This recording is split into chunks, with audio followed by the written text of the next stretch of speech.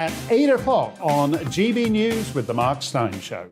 Hello, I'm Michelle Dewbs, and you can join me every weekday 6 till 7 on Dewbs and Co. Me and my panel will get stuck right into the day's events, and I can tell you, in fact, I can warn you, expect some robust debates, some strong opinions and perspectives from both sides of the fence. It's about you at home as well. I love to read out all of your comments, or at least as many as I can. So join me, Michelle Dewbs, Monday to Friday, 6 till 7 on Dewbs and Co.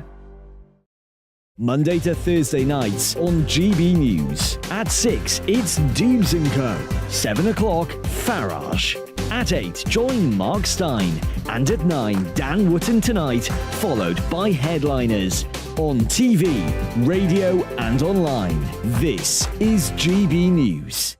Join my show Farage, 7 p.m. till 8 p.m. Monday through Thursday, and there you will get opinion, analysis, debate, and I'll cover stories that nobody else dares to touch. You've been cancelled. Join the club. Oh my goodness, brilliant. And then for the last 15 minutes, talking pints. We're over a drink. We have a civilised conversation with someone. We very often disagree, but we do it in a grown-up way. Come and join me on Farage. We are GB News. And we'd like to say thank you to each and every one of you for helping our great nation find its voice. We're absolutely everywhere. Across England, Scotland, Wales and Northern Ireland. On TV, on radio and online. We're proud to be the People's Channel, Britain's news channel. On The Mark Stein Show, we cover the stories a lot of people are scared even to mention. The stuff that really matters with some of the world's biggest thinkers. Now is his opportunity to kind of take the steering wheel of history. Break away from the flock at 8 o'clock on GB News with The Mark Stein Show. hello, I'm Michelle Dewbs, and you can join me every weekday 6 till 7 on Dewbs and Co. Me and my panel will get stuck right into the day's events, and I can tell you, in fact, I can warn you, expect some robust debates, some strong opinions and perspectives from both sides of the fence. It's about you at home as well. I love to read out all of your comments, or at least as many as I can. So join me, Michelle Dewbs, Monday to Friday, 6 till 7 on Dewbs and Co.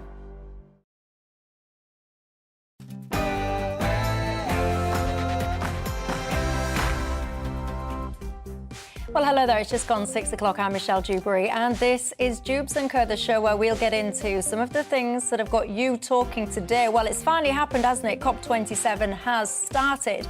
And get this, up for debate for the first time, by the way, something so-called loss and damage payments, basically reparations, although some deny it is that indeed, but I think it is, whether countries like the UK should pay these reparations for climate damage caused by things like the Industrial Revolution. Should we? I want your thoughts on that. And I'm running a Twitter poll, by the way. If you are a tweeter, tell me your thoughts on that one. And get this, over half of teachers now feel that they are expected to be social workers rather than teachers. Why is this happening? And where, by the way, are all the parents in some of this? And the MP, Gavin Williamson, has come under fire again, this time for sending so-called bullying and threatening text messages. Are some MPs out of control, do you think, people? Or do many people, especially those in public office, basically need to toughen up a little bit, develop a thicker skin? We'll have all of that to come. But first, the latest news headlines.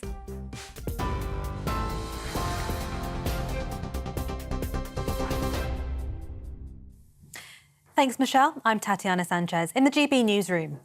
The Prime Minister has told world leaders that climate security goes hand in hand with energy security. Rishi Sunak was addressing the COP27 summit after holding bilateral talks with his French counterpart Emmanuel Macron. The two sides have agreed to work on tackling illegal immigration and to cooperate on a nuclear energy deal. Climate security goes hand in hand with energy security.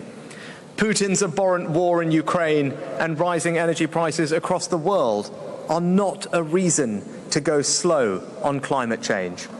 They are a reason to act faster. The COP27 summit has also been told the world's action on climate change is either a collective solidarity or collective suicide pact. The UN Secretary-General says countries need a clear, financed roadmap to prevent irreversible climate chaos. Antonio Guterres is calling for a universal early warning system within the next 5 years and for all governments to impose a windfall tax on fossil fuel companies. He warned we're in for the fight of our lives and we're losing. As world leaders gather to discuss climate concerns, environmental protesters have been disrupting traffic on England's busiest motorway. 23 Just Stop Oil activists were arrested after police were forced to shut sections of the M25 this morning when demonstrators climbed gantries. A £250 million plan to replace the national flagship, Royal Yacht Britannia, has been scrapped as part of cuts to government spending. Former Prime Minister Boris Johnson championed the scheme when he was in charge, but faced criticism from MPs who feel there are other priorities for military spending. Defence Secretary Ben Wallace told the Commons he's prioritising the procurement of a multi-purpose surveillance vessel over the flagship. Measures to prevent the spread of bird flu have come into force across England. All poultry and captive birds must now be kept indoors as the UK faces its largest outbreak of avian flu. The virus has been discovered at over 90 properties and found in more than 200 dead wild birds since the start of October. It's not a risk of human health. No, there is no. I've been had and good assurance as well. Even if it was an infected bird, it's completely safe for a human to eat. It's more about trying to stop the spread of this disease and the spread of the disease through wild birds because of the huge effects it has. And obviously, it's currently in poultry. We don't want to see it jump to other breeds, whether it jump to pigs or something like that. We want to obviously contain it to poultry. A service has been held to mark the opening of the Royal British Legion's Field of Remembrance. The field at the National Memorial Arboretum in Staffordshire pays tribute to those who have lost their lives in conflict from World War I to the present day. It will be open to the public to pay their respects until the end of the month. The Prince of Wales has opened up about mental health. In a conversation with footballers Harry Kane and Declan Rice, Prince William said the game has taught him that disappointment is part of life. The trio shared their fondest football memories during a podcast ahead of the World Cup, which begins in under a fortnight. Handling some of those really disappointing England results in the past, that was hard. I found that really difficult because, again, the same euphoria that we had comes crashing down and whittles away, and that's quite hard to take because you feel all on a high, you feel all together, and then suddenly normal life just gets back on again, and it's like, well, where did that all go? Was that real? What happened, and how do I get that feeling back? And yet football has that ability to just put it all on a plate for you and then suddenly just take it all away. TV, online and DAB+ radio. This is GB News. Now it's back to Dewbs & Co.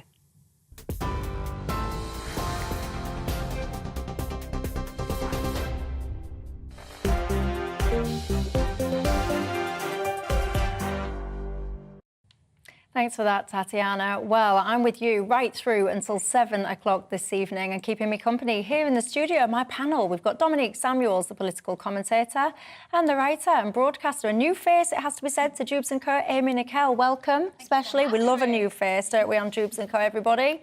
And you know the drill, don't you? It's not just about us here and our thoughts, it's about you at home as well. What is on your mind tonight? We've got lots to discuss with you, not least this whole situation around reparations for things like the Industrial Revolution. You guys have been in touch already about that.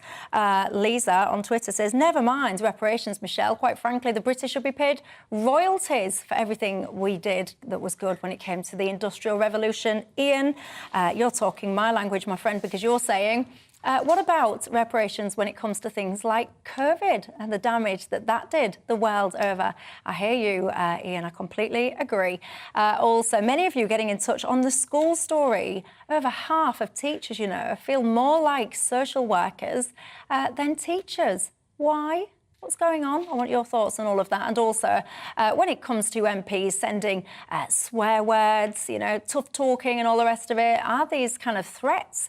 Should people be getting suspensions for this kind of stuff? Or do people just basically need to toughen up a little bit in public office? I want your thoughts on all of that. I've got a Twitter poll running, by the way, as well on this reparations thing, whether or not you think that us Brits should indeed be splashing the cash when it comes to climate damage. I want your thoughts on all of that. The reason we're pondering this, by the way, of course, tonight is because COP27 is underway in Egypt. And the specific term, the proper term for all of this stuff is loss and damage payments.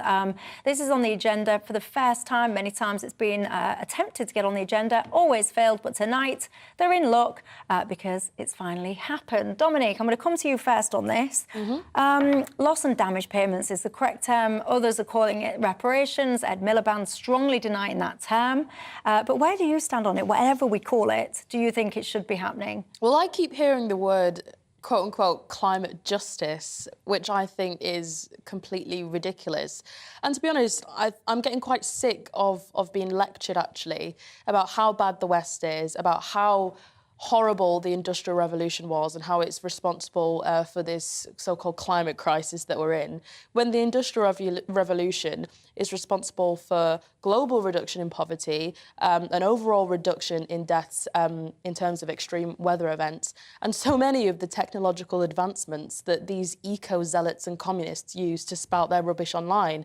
And, you know, let's take Pakistan, for example. The overall consensus has been that climate change is responsible for Pakistan's floods, and even Pakistan's leaders have said, you know, it's not our fault, actually, it's the West's fault for industrialising and having such a strong capitalist economy, when really, if you actually look at it, yes, scientists have said that climate change is partly responsible for that, but you want to know what else is responsible for that? The fact that they have such a poor drainage system that has made it so that the areas that were worst affected by these floods are the areas with the poorest infrastructure. So I think instead of lecturing Western countries about so-called reparations, I think what they should be doing is actually investing in their communities so they're not as affected by extreme weather events, which is the #1 factor that actually influences how badly people are affected by natural disasters. Not everything is about climate change. You know, natural disasters have actually existed before that.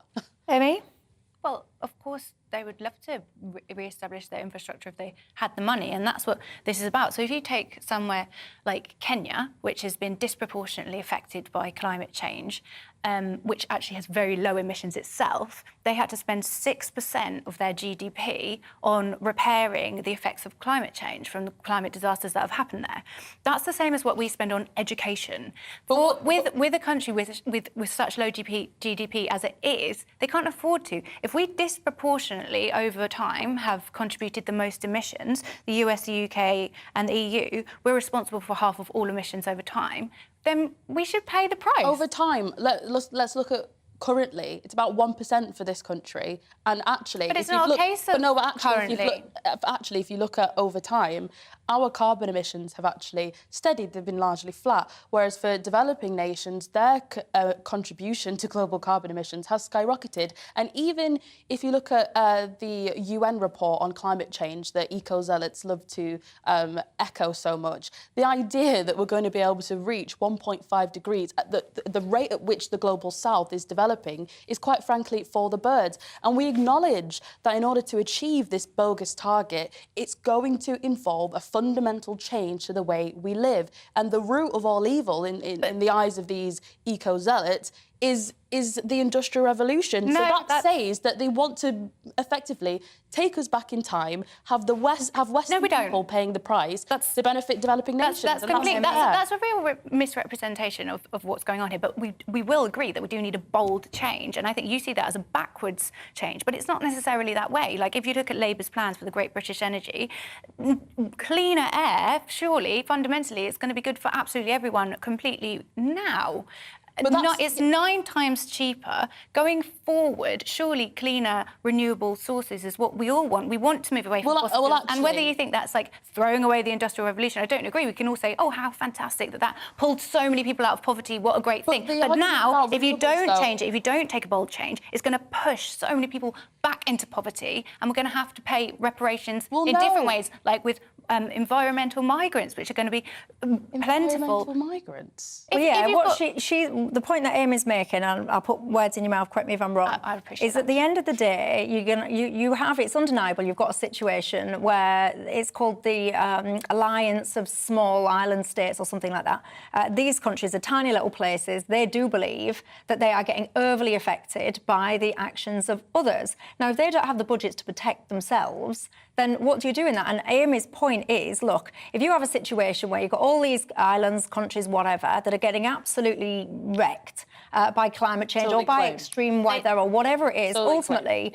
But if they're getting wrecked by whatever reason it is, if they're getting wrecked full stop, then these people are going to shift out. You can have population shift. And that's why, the funds are really vital now. No, but that's based upon the premise that this is even going to happen. Like, even if I think in the Maldives, it's pretty... I always say actually, it's a fact that the claims about the Maldives were completely wrong in terms of sea levels, that the islands actually naturally adapted. Even in terms of the Great Barrier Reef, that it was found just recently, I've got it here, that the reef actually recovered, and 2/3 of the Great Barrier Reef is at its highest levels in all 36 years of observations. And what a lot of people with alternative views on this sort of climate crisis narrative, what they say is that the best route of tackling this is to actually focus on adaptation rather than trying to reverse the effects of climate change altogether, because that's effectively impossible. That adaptation is going to involve funds of some sort. Even Rishi Sunak agrees. He says it's absolutely part of our aid commitment. Is this not just another way of saying aid for these nations?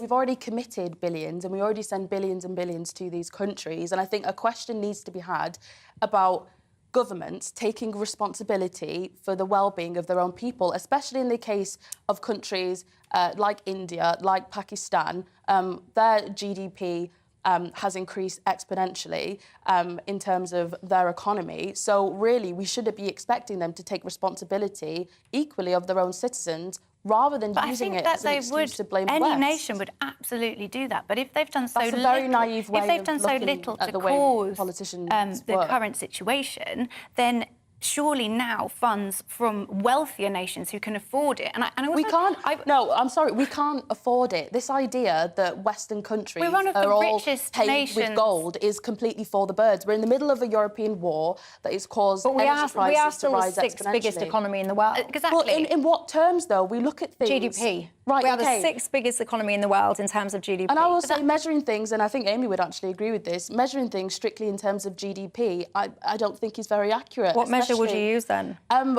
Looking at food prices, people's ability to purchase food, how much jobs actually pay. At the moment in this country, we have a very large proportion of people that are currently in work that are having to claim benefits because they can't afford to eat. At the moment, we're going to have a cost of living crisis, which is making energy prices unaffordable for millions of families across this country. And whilst this is all going on, bear in mind also a European war that has caused this. Whilst this is all going on, we're talking about funneling billions away for climate justice. But you can't... we didn't vote for this. But those are all political choices, aren't they? It's not that the money isn't there, it's the way it's being divided at the moment. So we are one of the wealthiest nations as well. We shouldn't have any of those things that you just said. At the moment, our inequality, the lowest to the highest, is the greatest in Europe. That shouldn't be happening. But we should look to somewhere like France or Germany that can afford to have great public services that are functioning much better than ours, and also contributing to this climate funding idea. No. The climate funding idea doesn't automatically bankrupt any of us individually. It's more about systemic changes, and it's about political choices. It's not going to change how much money us three have at the end of the month. Well, what I find interesting is there's a lot of countries being discussed, there's a lot of ideas and all the rest of it. The thing that's not being discussed enough in my mind anyway is China. This whole thing about all of these, the UK's got to do this and all the rest of it. Where are China in all of this? Because they are one of the biggest polluters. And yes, I understand before you write in, I know that one of the challenges when it comes to China is so many countries outsource their manufacturing to China. So yes, you can say we've got 1%, we do 1% of the emissions and China does whatever it is now, 28% or whatever it is, I don't know. And not often that is because we pile our manufacturing to them. So we manage to artificially get our emissions down. But where are China in all of this? Do you think that they're going to sit there and listen to the stage in Egypt and go, oh, yes, I better change my ways then for the good of the global climate? Well, the way I'm starting to see things, whether it's deliberate or not, I feel as though the West is inadvertently propping up China's economy. I mean, we've been doing this for decades, essentially paying them to overtake us. We've been trying to integrate China into the global economy. It hasn't worked. And now the lefties are saying, oh, well, China hasn't had as much time to develop, so really, you know, we shouldn't care about their carbon emissions. No.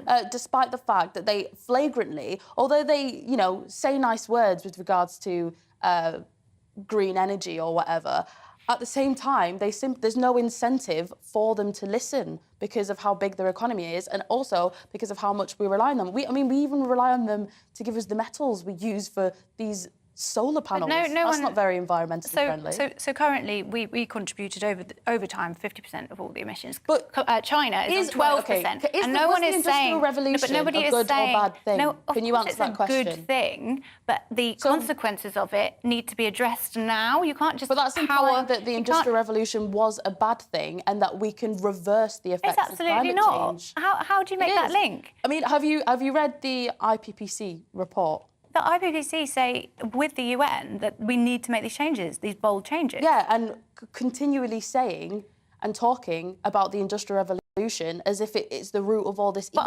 I've not said that at all. The reason. Once. It's just looking at the effects of the Industrial Revolution, the way actually now maybe we need to change our path a little bit and go, well, not a little bit, a lot, that's a bit of an understatement. And in what direction? And in what direction, though? With renewable, cleaner energy, which is surely better for everyone, economically, environmentally. Though, aren't we? The UK was, I think, the first country to commit to the whole net zero thing, so we're on that path already. Let me ask you this about COP27. I have to be completely honest, there's such a big part of me that thinks the entire thing is a complete waste of time. Because if you look at COP26, when we were hosting it, nearly 200 countries then, where they all come together, they agree this kind of outcome. You know what? We're going to try and stop temperatures rising more than 1.5 degrees. That's nearly 200 countries. I think it's 194 countries.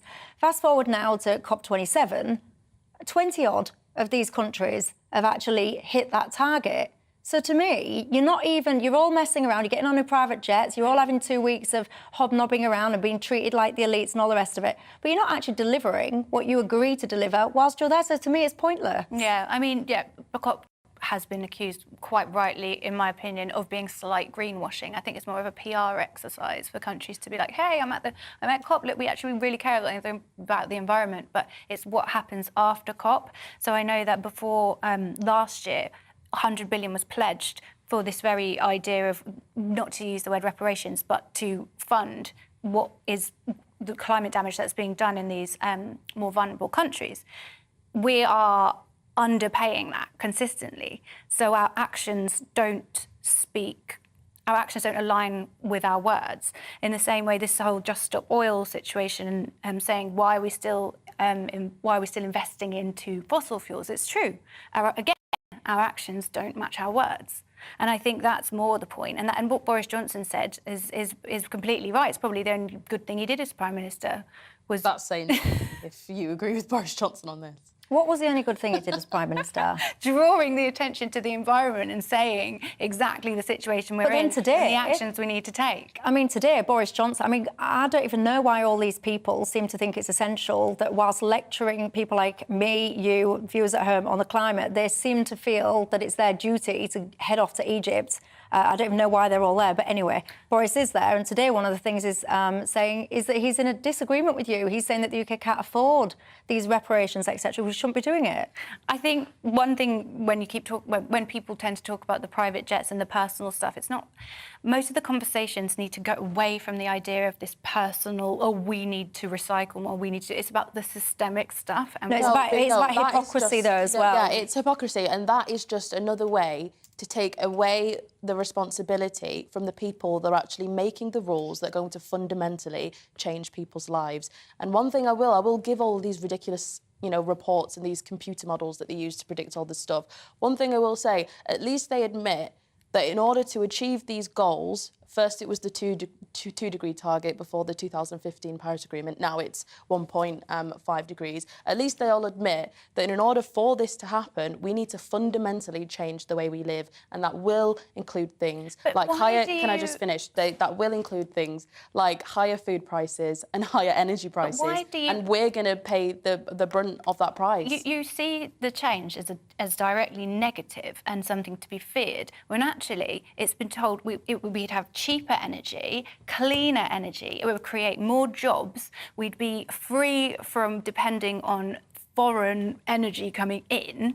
Amy, where is let's look at right now. People scream and shout about renewables. The only reason why renewables are cheaper is because prices have been artificially raised for fossil fuels. Even when looking at the advent now of, the electric car craze that's supposed to be environmentally friendly, people are actually now getting charged more to use electric cars. And in places, I think, like California, they're worried about them not having enough electric to be able to withstand the number of people using electric cars. I don't disagree with you that, you see it as a systemic change and something that's overall good, but I think that what's dangerous is there are a lot of naive people that aren't actually reading between the lines here, and this whole naive idea that all of a sudden billionaires woke up one day and decided they care about the planet when that's never been the case before, especially in the minds of people on the left. I think it really is for the birds. You must be seriously naive to think that all of these people making money from this industry that's essentially being created, that they're doing this for good reasons and not because they want to extract more wealth and more power from your average consumer. But you're kind of saying two different things then, because you're saying it's going to extract more wealth whilst making everyone poorer. By extracting more wealth. Why would that ever be the case? Because why have tyrannical and authoritarian regimes existed throughout history?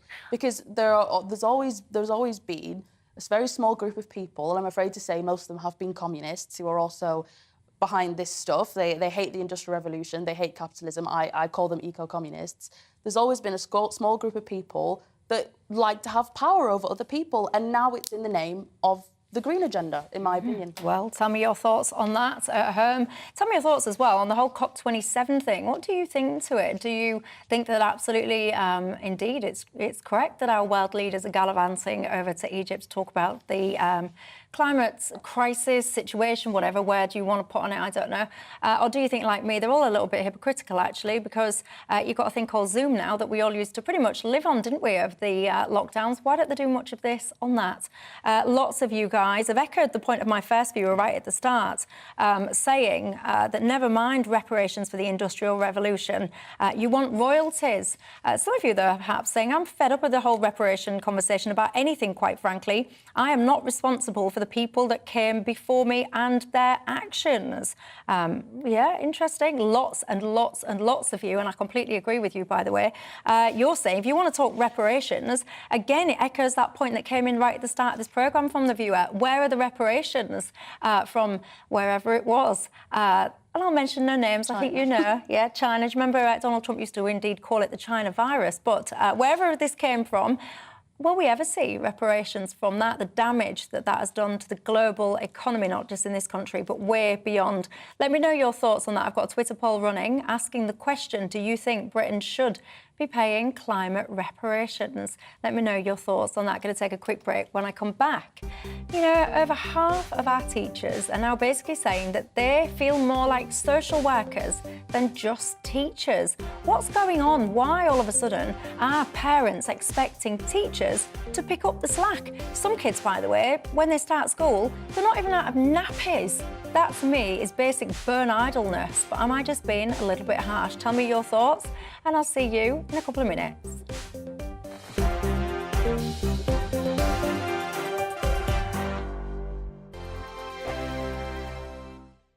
We are GB News, and we'd like to say thank you to each and every one of you for bringing us your conversations, for helping our great nation find its voice. We are here for you on radio, television, and online. across England, Scotland, Wales, and Northern Ireland. It's not the BBC, you actually get your facts right. We are proud to be GB News, the People's Channel, Britain's news channel. I'm Dan Wootton. Join me Monday to Thursday from 9 to 11 for the feistiest and most fun news debate on TV, where free speech reigns. I'll bring you a sharp take on the day's biggest stories, bombshell newsmaker interviews, and A-list guests. And I guarantee you, no spin, no bias, no censorship, and no reason to go to bed. That's Dan Wootton tonight, Monday to Thursdays from 9 on GB News.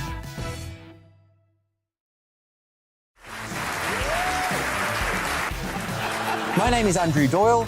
Join me every Sunday evening at 7 p.m. for Free Speech Nation.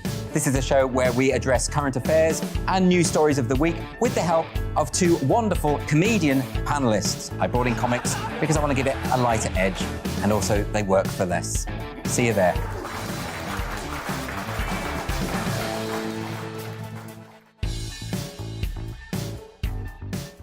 My name's Tom Harwood, and join me 9:30 a.m. every weekday for The Briefing, your one-stop shop for everything you need to know about what's going on in politics today. I wonder if this is a deal that might need to be like the biscuits in this factory, twice baked. Is there not an opportunity here to win out against the extremes? Tom Harwood, GB News. What are you going to do about it? Things should have been done differently, and they certainly are being done differently. Don't miss it. The Briefing with me, Tom Harwood, 9:30 Monday to Friday on GB News. On Mark Dolan tonight, we have a simple plan, which is to inform, stimulate and entertain in equal measure. It's all about getting your opinions on the national television airwaves. I love my viewer emails, mark@gbnews.uk. So do join me every Friday, Saturday and Sunday for big guests, big opinions and a big presenter. 6'5", don't you know? See you then on GB News. Join me, Arlene Foster, for The Briefing on GB News. Every Friday at 3 p.m, I'll give you all the latest political news and analysis, and we'll have robust live debate. To make sure that you're caught up on all of the biggest issues of the day, we'll bring on experts in their field. I'll ask the questions that you'd like to ask. We're not afraid to tackle discussions from all perspectives, including yours. Don't forget, The Briefing with me, Arlene Foster, every Friday at 3 p.m. on GB News. We are GB News, right across the nation. You can get us on television, on radio, on digital. We're absolutely everywhere. Amazing! You see, amazing! You remind me of me in the European Parliament. But here's the most important bit. We are not part of the mainstream establishment. We think and speak just like you do. We are the People's Channel. Magnificent. That's really, really thoughtful. Come and join us on GB News, the People's News Channel.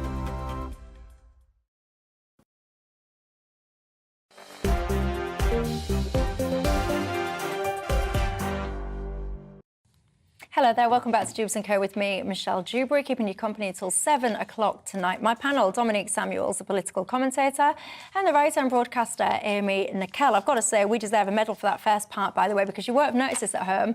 Not the sense we was talking, I'm talking about the fact that there was a fly, and it was in and it was out, and we all managed to resist the urge to give it a whack. And I'm quite proud of that, actually, because it's very distracting. Indeed. We've just been talking about the climate change, whether or not the UK should be paying reparations to those countries that are suffering. We've got a poll running on Twitter. I want your thoughts on that. I've got to say, I'm lacking viewers that think, yes, we should be paying these reparations. Where are you? I suspect there are some of you out there. Don't just sit there. I want to hear your thoughts. Get in touch, gbviews@gbnews.uk. If you're sitting at home going, yes, we indeed need to spend money helping the countries that are now suffering because of the actions of us in the past. Tell me, I want your thoughts on that. Right, going to move on though. Teachers, are you a teacher? Would you ever be a teacher? Have you previously been a teacher and sacked it off because it wasn't for you? Well, there's a new poll found that more than half of teachers now feel basically that they are almost like a glorified social worker, so not just responsible for teaching the kids, but taking responsibility for their their mental health, their emotions, their problems and all the rest of it. Amy Nicole, it got me pondering today, so it did. What is going on with parents? Like, why are they just giving responsibility over to these teachers? Are they being neglectful as parents, or am I being harsh? I think you're being a bit harsh. Oh. I think there's not like me. There's two things going on. Parents are more stretched than ever.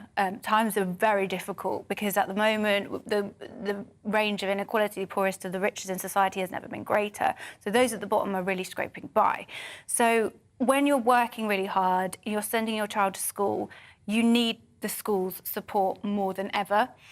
But hand in hand with that, we have teachers who are under so much stress. The profession is completely hemorrhaging its talent at the moment due to inadequate pay, really high expectations, really poor training. Something that came up in this report was that the majority of teachers don't feel that they have any training in mental health with young people, and I think that they should.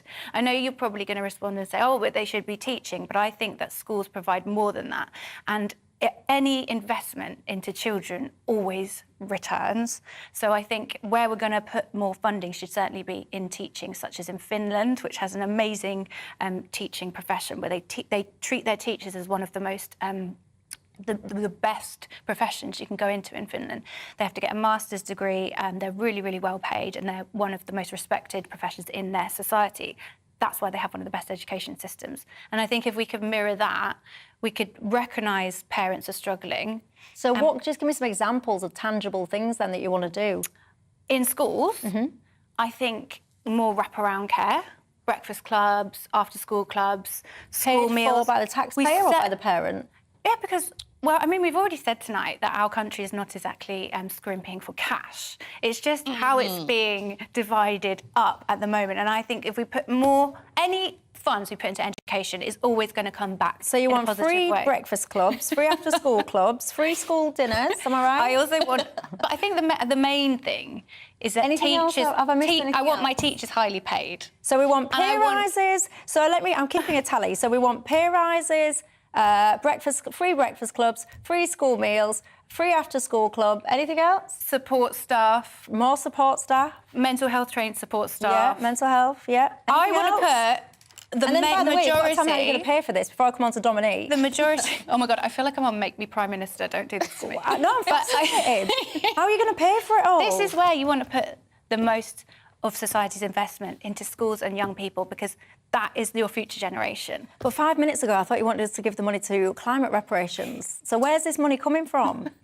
This is the thing. They think there's this Okay, so for the climate, I'll just take a month's worth of profits from fossil fuel companies, because that would cover it. Probably a few days' worth of profits from fossil fuel companies that would probably cover it for like what, a month? Honestly, you'd be surprised. And then for the schools, wealth tax.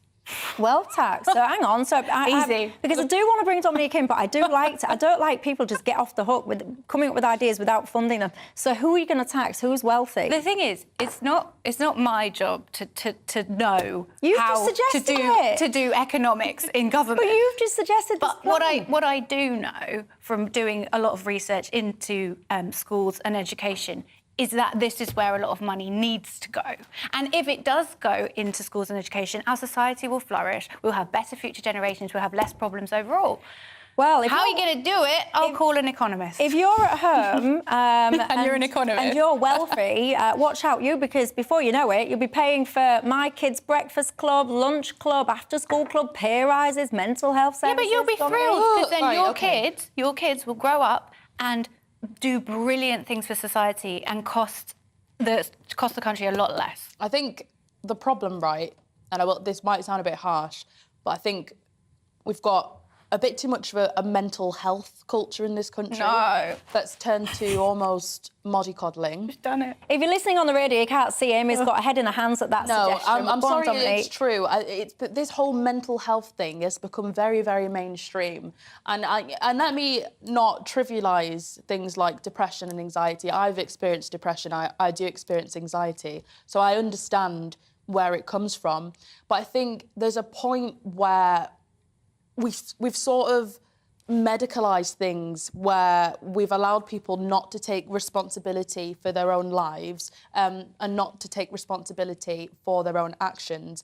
And I don't think it's about government, giving people money. I think it's about parents actually taking responsibility for their children, whether you're poor or not. And I accept, actually, I think that teachers should be valued more in this country. I don't think that they are. I think the bar to be a teacher has fallen, which is why we see so much left-wing indoctrination and brainwashing in schools. But to Amy's point, though, if you're, I don't know, let's just say you're a single mom, you're on the breadline, so now you're really grafting, you're doing 3 jobs a day, whatever.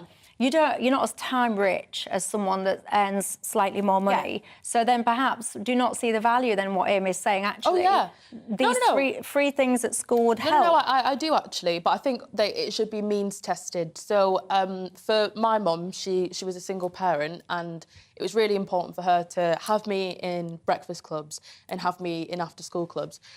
I think, though, that if you can afford to pay for it, you should. I don't think it should be just free-for-all for everyone, because I think that actually stops us from being able to provide for the kids that are least advantaged. But overall, I will say, I do think there's a bit too much of a mental health culture. I think that sort of the stiff upper lip, I think, needs to be reinstated a bit. Pick yourself up, stop crying into your cereal and get a grip a bit instead of mollycoddling people with their emotions. And I think a bit of that toughness. So you're a teacher, little Dave comes in, is really upset about whatever, I don't know, maybe his parents have just got divorced or whatever. And you're going to say to little Dave, he's only 7, you're going to say, get a stiff upper lip, cry into your cereals, get over it. No, that's not what I do. I'm talking about teenagers that decide they've got depression because they've broken up with a boyfriend. Get a grip. But who are these? I feel like you've invented these people. I've not invented, but think about it, in a school, and I read the article that this referred to, in a school, you don't train all these years and toil so hard to train to be a teacher to have to deal with kids' mental health issues. That shouldn't be their responsibility. Yeah, there should be a degree of training, but their first what was principal interesting, responsibility should be education. In the report, it did say, though, that a lot of teachers would like to be able to help the kids in their care with these things, but that they don't have the time. And I think that's really telling. Or they're not qualified. Well, exactly. So more time, more training, more teachers, less pupils.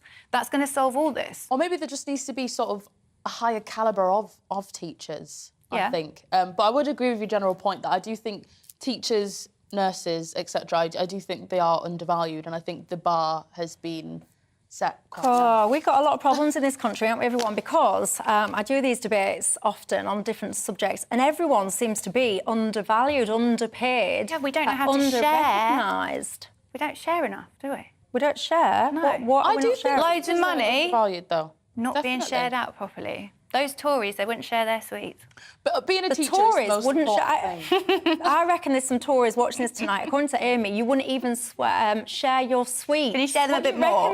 What do you reckon to that? Is it basically all the problems in our society basically because the wealthy are too greedy and too rich? Or is it a little bit more complicated? You don't have to be rich to, like, that was a simplification, I'll concede. Well, there you go. I'm going to continue that little conversation whilst we have a quick break. By the way, I asked you, should Britain pay reparations to developing countries for climate change? Oh, my God. Only 8% of you said yes. 92% of you pretty much said no. Where is this 8%? Someone get in touch with me. Tell me your thoughts. I want to know. Case. Yes, Amy didn't do a great job in convincing you. She needs to try harder. I'll have a word with her in the break. Right, when I come back, I want to talk to you about MPs. Have you seen the latest? Gavin Williamson, he's in trouble for apparently being a bully and threatening, etc. on his text messages. Do you reckon MPs are out of control? It's not just Gavin accused of things like this, is it? Or do you reckon that people in public office just need to toughen up a little bit? Tell me your thoughts. GBViews at gbnews.uk, and I'll see you in a couple of minutes.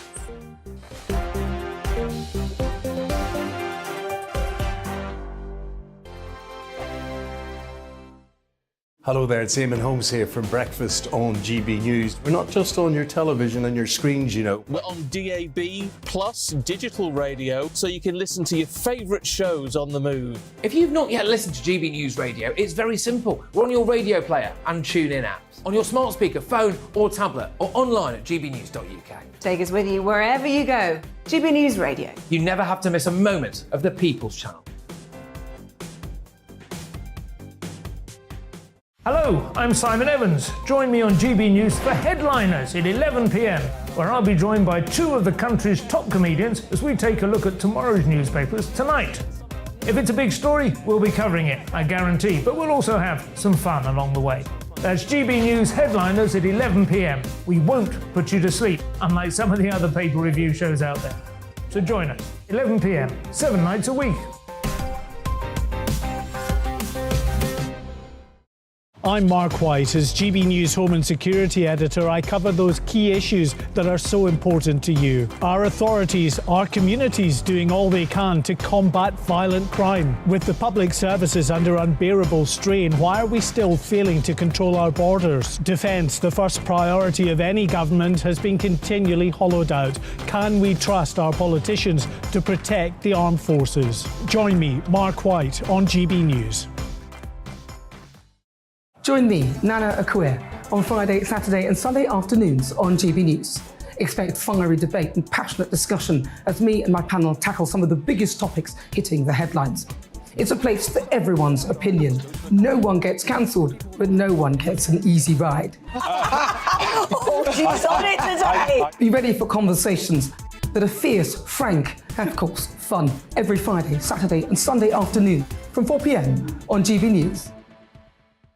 Every morning from 6 o'clock, we'll wake you up with GB News Breakfast with all the stories you didn't know from the night before. So whether it's serious news, entertainment, or your own views from all over our great nation, we're here to kick off your day with a smile. The national media should be reflecting and reporting what's happening here. You will notice the northwestern accents. Whether you're with us on TV, radio, or online, every morning, it's breakfast from 6 a.m. Hope you can join us. Every Saturday at 2 o'clock, join me, Darren Grimes, for Real Britain. I'm not afraid to give you a platform and say it how it is. Come on, make the case. Something like this is very, very important to people. And we're always up for a laugh on this show. God, honestly, you'd think there were no problems in the world. Real Britain, every Saturday on GB News. On the Mark Steyn Show, we cover the stories a lot of people are scared even to mention. The stuff that really matters with some of the world's biggest thinkers. Now is his opportunity to kind of take the steering wheel of history. Break away from the flock at 8 o'clock on GB News with the Mark Steyn Show. We are GB News. And we'd like to say thank you To each and every one of you. For helping our great nation Find its voice. We're absolutely everywhere. Across England, Scotland, Wales and Northern Ireland. On TV, On radio, and online. We're proud to be The People's Channel. Britain's news channel.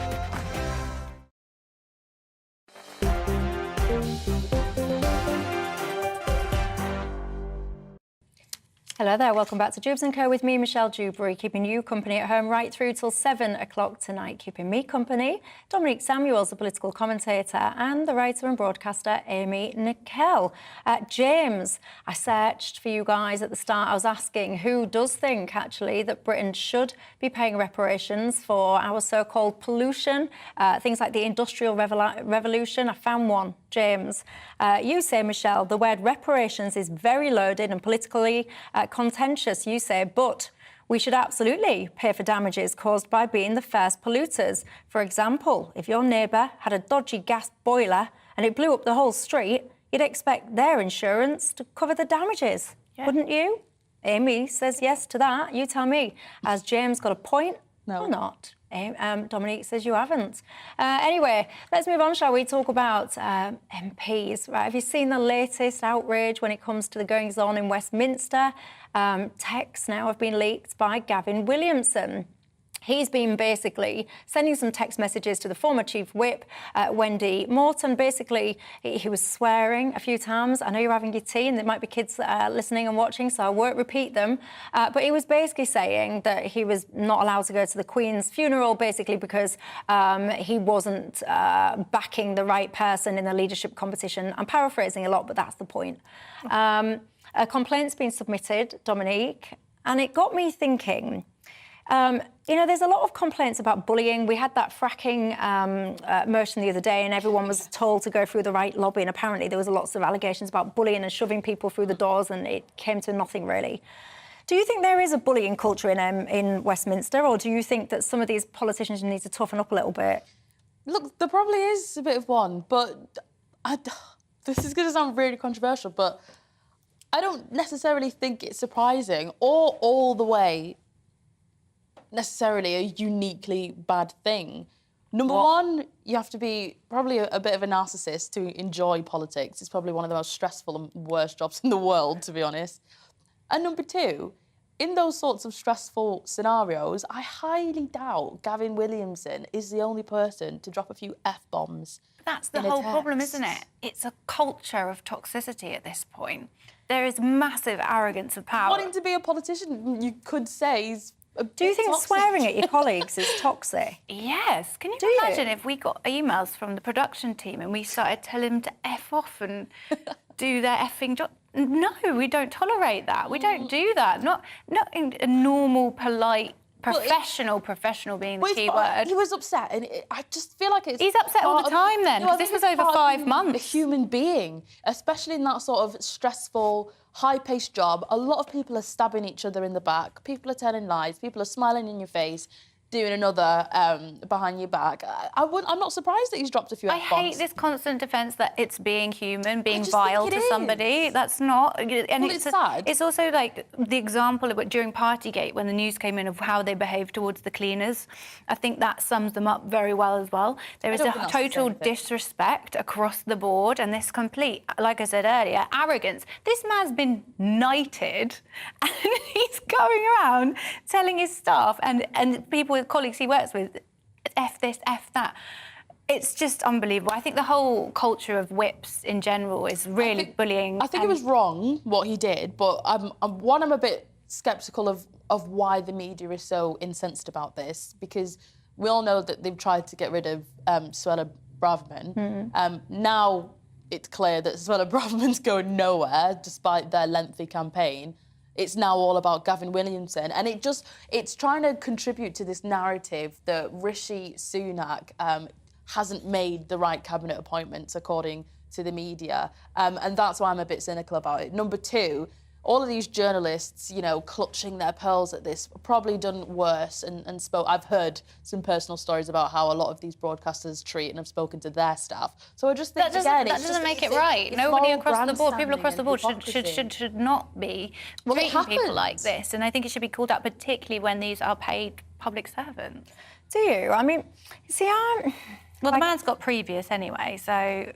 I think he was a terrible education secretary, but... Let me ask you about this cleaner point, because, Amy, you just... I know this is kind of tangent, but it's linked. You just mentioned then, like, this whole Partygate. I mean, I don't want to get into Partygate because I found the whole thing ridiculous. But the point about the cleaner, like you was just saying then, about the way people treated the cleaners, and then you kind of dismissed that.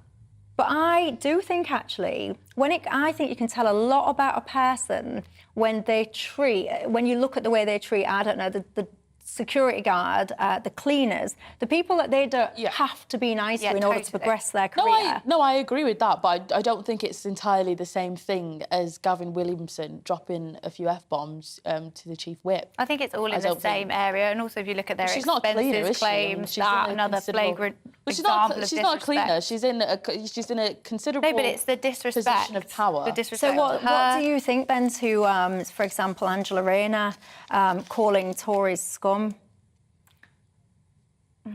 Oh, no, radio silence. No.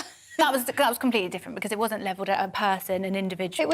It was levelled at a collection of people. The electorate. I don't support what she said, but it wasn't based on nothing, is what I always think. You see, I find this, I'm really sorry, because I've got to pull you up on this, I have to be honest. Because there's one thing I don't want to be mean, but there's one thing that I don't really like, and it's hypocrisy. How can you sit there and say, Gavin Williams can't say, you know, effing get me into this funeral because that's bullying, it's unprofessional, it's disrespectful, but then someone who wants to be the deputy leader of this country, if not perhaps would want to be the leader of this country, thinks it's entirely reasonable to class people that think differently to them basically as scum. And you think that's okay? I don't necessarily think it's okay, but it's based on provable things such as what. Amy. No, I need you to. I want you to carry on, because what do you mean? Supporting policies that deport people to other countries is What are you on about the Rwanda plan? That would be one example of why I think Angela Rayner might have come So you to her think conclusion. supporting the Rwanda plan makes you scum? I think that makes you sensible. It depends, doesn't it? Because what I have learned, particularly from working here, is that we all do want the same end result. We just disagree about the route to get there. But this is what I'm saying about selective morals. So you're talking about, oh, it's disrespect, it's language, I don't think But when it comes to Angela Rayner, who, yes, wants to be Deputy PM of this country, calling Tories scum, which includes a considerable number of the electorate, you think that, oh, actually... I'm just rationalising why she may have said it, and I'm not going to jump on it and blow it up. But you don't need to conveniently But you don't need to rationalise it, because you didn't rationalise I did rationalise Gavin Williamson, because a lot of the defences of Gavin Williamson... So I'm defending Angela Rayner, in essence. I'm putting forward a defence of why I think she said what she said. If I did the same to Gavin Williamson... But don't you think it was appalling, what she said? I don't... No, I don't. think Exactly. the way she got to that conclusion... Exactly. And because Amy's a human being, she has a bit of sympathy. Because I think why some she of the said reasons it. that she says it and the policies that have been presented are appalling. I will say, though, I do think the scum I'm going to thing- get a rinse. No, I do think the scum thing, there was a bit of pearl clutching at that. But that's the same... No, but that's the same reason why I'm saying... I'm not pearl clutching. I think it's outrageous. And I think to myself, what you need in this Some of the reaction society... was. What you need in this society is respectful disagreement. If you want to level the word scum around, then, in my view, you should use it to those kind of parents that torture their own kids and all the rest of it. You don't level it as a professional comment based on your position. It's weird. But at the same time, that's being treated the same as Gavin Williamson's comments. And I just think... There's just a strange culture in Westminster, I have to say. Nick Brown, by the way, it's a complete tangent here, but Nick Brown, the Labour MP, whatever happened to him, by the way? Does anyone know? Get in touch, tell me, Newcastle MP, what went on there? Anyway, look at the time. It's flown by. And by the way, if you are anyone offended by Gavin Williamson, all I can say is, I hope you don't go on to work for Alan Sugar anytime soon. I used to work for him, goodness me. Gordon Ramsay. Some of the things that he said to me, it'd make your hair curl, ladies and gentlemen. I could keep HR in work for a month, so I could at the time. Anyway, Dominique, Amy, that's all we've got time for. Thank you very much. To all of you at home as well for your involvement. Always like it. Have a good evening. I'll see you tomorrow. Nigel Farage is up next. Evening, Alex Deacon here with your latest weather update. After a fairly glum Monday, should be a bit brighter tomorrow. There'll be a bit more sunshine around, but it's not going to be a fine day. There'll be more heavy showers and gusty winds as well. Right now, this weather front is providing some intense downpours and very gusty winds as it swings in from the west. You may well get woken up overnight as that band of rain moves through. The gusts of wind suddenly whipping up. We do have Met Office yellow weather warnings in place. The rain will ease a little as it works its way eastwards, but as I say, there's still a chance you could get woken up through the night as that heavy rain and gusty winds swings through. Behind it, clearer skies allowing temperatures to dip to single figures, but still, it's a pretty mild night for the time of year.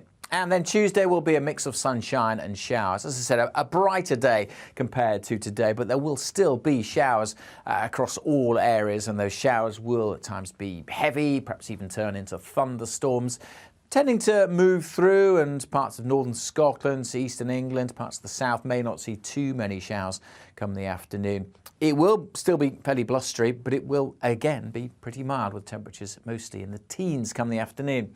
Through Tuesday evening, again, just lots of showers zipping through on that fairly brisk winds. Dry 1 minute, you're caught in a downpour the next, and that's how we go into Wednesday. The winds are starting to shift a little by Wednesday, so the showers more coming in from the west.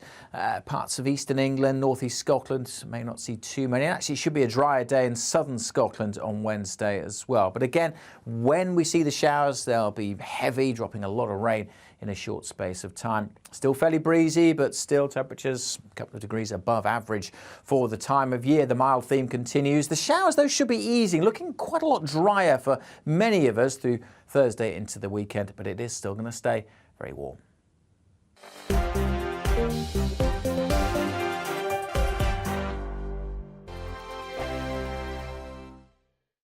We are GB News. And we'd like to say thank you To each and every one of you for helping our great nation Find its voice. We're absolutely everywhere. across England, Scotland, Wales and Northern Ireland. On TV, On radio, And online. we're proud to be The People's Channel. Britain's news channel. Hello, I'm Michelle Dewbs, and you can join me every weekday 6 till 7 on Dewbs and Co. Me and my panel will get stuck right into the day's events, and I can tell you, in fact, I can warn you, expect some robust debates, some strong opinions and perspectives from both sides of the fence. It's about you at home as well. I love to read out all of your comments, or at least as many as I can. So join me, Michelle Dewbs, Monday to Friday, 6 till 7 on Dewbs and Co. Join my show Farage, 7 p.m. till 8 p.m. Monday through Thursday, and there you will get opinion, analysis, debate, and I'll cover stories that nobody else dares to touch. You've been cancelled. Join the club. Oh my goodness me. And then for the last 15 minutes, talking pints. We're over a drink. We have a civilised conversation with someone. We very often disagree, but we do it in a grown-up way. Come and join me on Farage. On the Mark Steyn Show, we cover the stories a lot of people are scared even to mention. The stuff that really matters with some of the world's biggest thinkers. Now is his opportunity to kind of take the steering wheel of history. Break away from the flock at 8 o'clock on GB News with the Mark Steyn Show. Hello, I'm Esther McVeigh. And I'm Philip Davis. Whether you're watching or listening on TV, online or on radio, we handpick the latest stories, debates and expert opinions for your weekend. So whether that's politics, news or showbiz, we've got it covered. Join us every Saturday morning at 10 o'clock on GB News. Hello, I'm Alastair Stewart, and I'd invite you to join me at noon on Saturdays and Sundays for Alastair Stewart and Friends. I've been in this business for over 40 years. Now, here at GB News, I've never been happier. I get to choose the big stories that really interest me. We hear what you have to say, and you hear what I have to say. I really hope you can join me, noon on Saturdays and Sundays. I'm Mark Dolan. Join me at 11 on GB News for Headliners, in which I'll be joined by two of the UK's top comedians discussing tomorrow's papers. If it's an important story, we'll cover it, but we'll have some fun along the way. Headliners, the late night paper review that won't send you to sleep like the others will. 7 nights a week at 11 p.m. on GB News.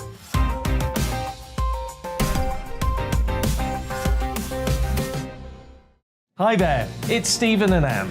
At breakfast from 6 a.m, you'll always be caught up with everything you need to know, the latest headlines, opinions and debates. We'll bring you the good news and the bad, but most of all, we're here for you. Remember, send in your views and let us know what you would like us to talk about. That's because we're your news channel. And every morning at 6 a.m, it's breakfast on GB News.